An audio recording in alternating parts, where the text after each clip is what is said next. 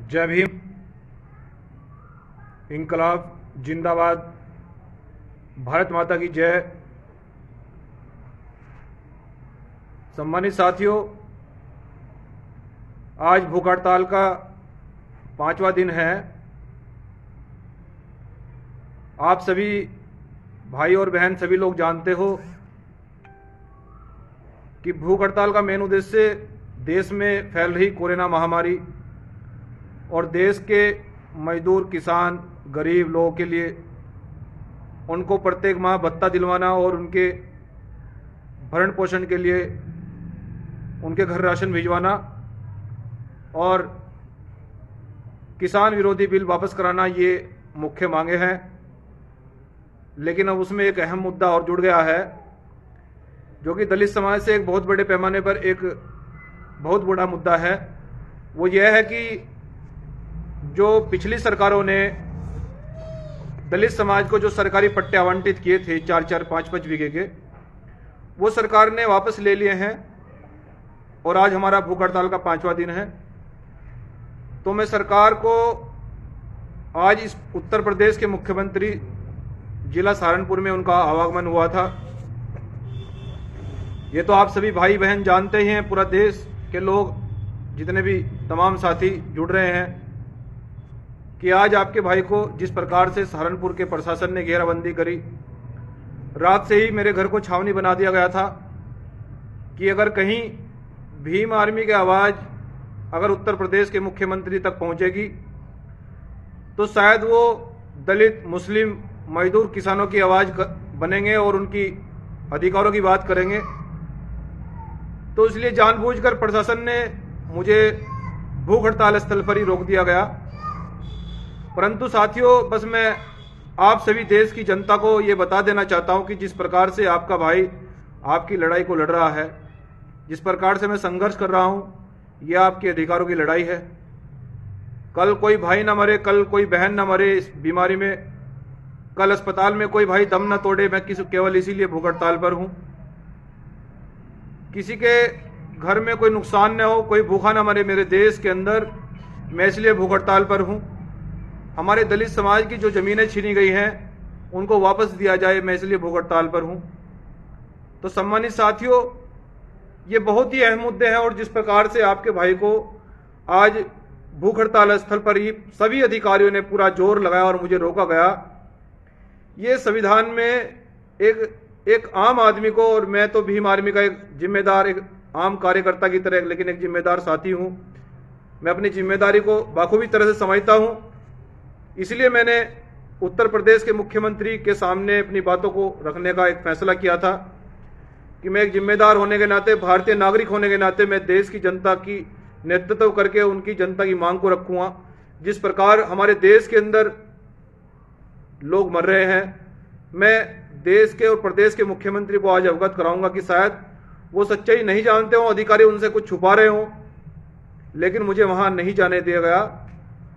जिस प्रकार से मुझे रोका गया और ये एक तानाशाही रवैया दिखाकर कि हम आपके लेटर पैड को भिजवा देंगे, और मुझे आला अधिकारियों ने एक आश्वासन दिया था कि आप मुझे अपना लेटर पैड दे दीजिए, हम डीएम के माध्यम से उनके रेफरेंस से सीएम को आपका लेटर पैड देंगे और आपकी जो मुख्य मांगे हैं उस पर अमल किया जाएगा। मैंने उनको 5 बजे तक का समय दिया था, लेकिन साथियों 7 बज गए हैं, कोई जवाब नहीं आया। और मैं देश की जनता को और खासकर अपने भीम आर्मी के पदाधिकारी और कार्यकर्ता को ये बता देना चाहता हूं, और इस देश के तमाम दलित और मुसलमान भाइयों को ये बता देना चाहता हूं कि आपके भाई को इसलिए रोका गया कि देश की सरकार को, खासकर बीजेपी सरकार को ये मालूम है कि भीम आर्मी देश के अंदर दलित और मुस्लिम और गरीब और मजदूर किसानों की एक आवाज बन चुकी है। अगर सरकार के सामने ये लोग बात करेंगे तो वो जानते हैं कि हमारा मुद्दा केवल दलित, मुस्लिम, वंचित, शोषित, पीड़ित, आदिवासी के लिए ही होगा। वो ये अच्छी तरह से, बाखूबी तरह से जानते हैं। और बीजेपी सरकार इस मुद्दे पर काम करना ही नहीं चाहती, बीजेपी सरकार इस पर अमल ही नहीं करना चाहती, इस पर बात करने के लिए तैयार नहीं है। हमने सोचा था कि आज उत्तर प्रदेश के मुख्यमंत्री कोई ठोस आश्वासन देंगे और आज हम अपनी हड़ताल को खत्म करेंगे, लेकिन मुझे नहीं लगता कि हड़ताल खत्म की जाएगी। मुझे लगता है कि कहीं ये ऐसा ना हो कि देशव्यापी आंदोलन बन जाए और देश की सरकार को आज नहीं तो कल घुटनों पे आना पड़ेगा। मैं आपसे वादा कर रहा हूं, लेकिन मैं इस देश की जनता से बस इतना निवेदन कर रहा हूं कि जिस तरह से आपका भाई आपकी लड़ाई को लड़ रहा है, आप सोशल मीडिया के माध्यम से, ट्विटर के माध्यम से, फेसबुक के माध्यम से अपनी बात को आप अपने भाई का समर्थन करें, जिससे कि सरकार मजबूर हो जाए हमारी बात को सुनने पर, और मैं आपकी बातों को मजबूती से सरकार के सामने रखूं और आपके अधिकारों की बात करूं। कल हॉस्पिटल में कोई भाई न मरे, एक गरीब आदमी, एक गांव में व्यक्ति जिसको कोरोना हो जाता है, वो गांव से हॉस्पिटल तक नहीं पहुंच पाता है, इस कारण उसकी मृत्यु हो जाती है। तो ये हमारे देश की स्थिति है। और जो लोग रोज के मजदूरी करते हैं, ऑटो चलाते हैं, रिक्शा चलाते हैं, रेडी लगाते हैं, उनकी रेडियां नहीं लग रही है, वो मजदूरी नहीं कर पा रहे हैं, तो मैं समझता हूं, आप लोग जानते हैं, मैं उनका दुख दर्द समझता हूं, क्योंकि मैं उस वर्ग से आता हूं जो देश के अंदर वंचित है, गरीब है, मजदूर है। मैं भी एक मजदूर का बेटा हूं, इसलिए मैं दर्द देश के मजदूर और किसानों का।